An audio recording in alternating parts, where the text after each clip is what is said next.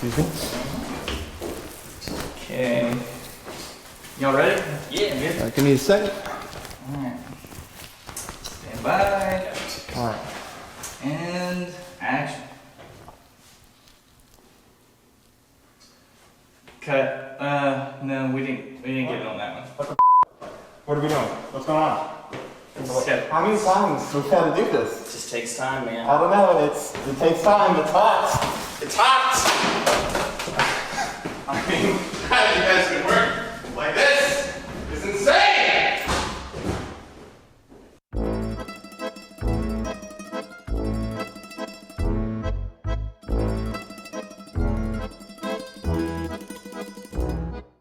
So we call him the voice, which is kind of funny because he doesn't say anything.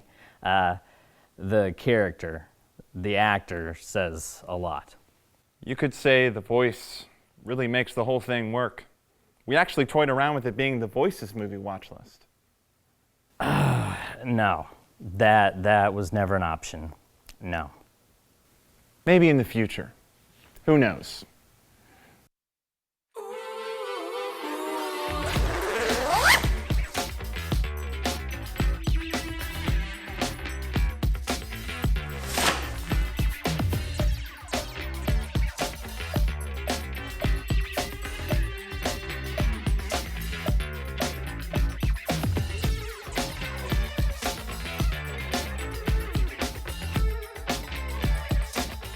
He actually started as a scary character, but has evolved into whatever we need for whatever genre. And it's the simplicity that makes it work. Blank face, tons of mystery. The costume took some time, but once we had it, we had it. I think it's my eyes looking through the mask that really make the character work. In the watch list, that's basically my view of the world filtered by movies. The voice is sort of an all-purpose tool to help tell a story. So if the watch list is the view in my head, he's the voice in my head. And I realize that alone makes me sound crazy, but the fact I asked Peyton to play him will make me sound way crazier. I had numerous offers for roles, but Eric was a friend and I did it as a favor. Little did I know it would be my most meaningful part. Man, this is taking time that we Yeah. really don't have. You Yeah, understand? I know, but you know, I don't think that the voice would catch a football. I just don't, you know. I mean, what kind of message is that sending to my fans? I mean, you know, I think if you're gonna have me catch a football, I should at least, you know, take off my mask and, you know, to the side say non-contact sports are okay too, kids. Why would you take off your mask? Do they take all my suggestions? No.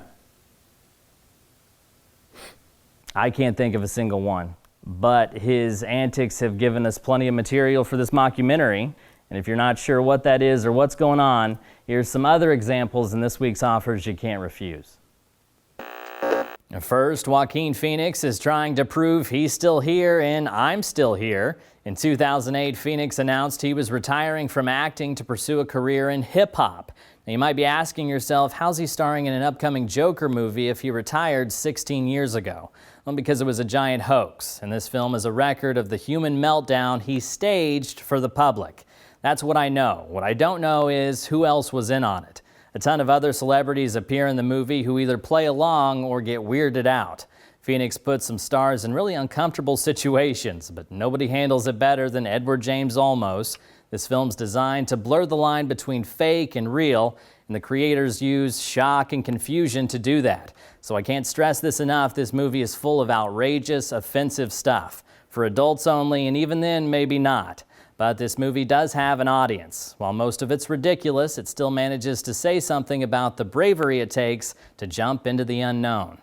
My favorite line comes out of Phoenix's ad-libbing mumbo jumbo. He says, "I'd like to be anywhere else, but life is not a Christmas day." Next, Chris Rock gets plenty of microphone time in CB4. Okay, so this mockumentary is a little more mock than humentary, but I'm counting it because it's made in the same spirit. It's about a rap group's rise to fame in the early 90s, having fun with backstories of groups like NWA and Run DMC. There are plenty of celeb cameos and humor to roll your eyes, but the father of the main character brings it back to earth when he says, only somebody who wasn't from the street would think it's something to glorify.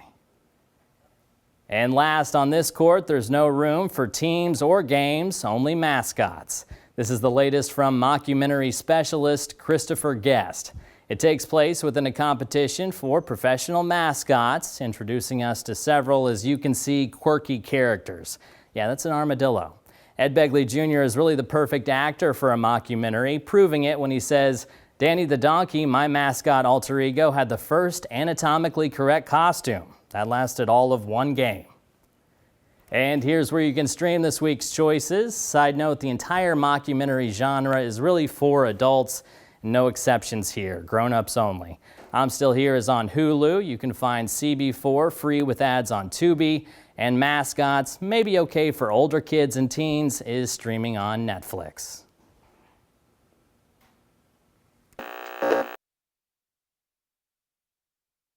Yeah, I don't get what you mean, motivation. You're literally going to be standing there for like 5 seconds. Okay. Yeah, just give me 30 minutes, and yeah, just to get into character, and I think we'll be good to go. Okay? All right. 30 minutes.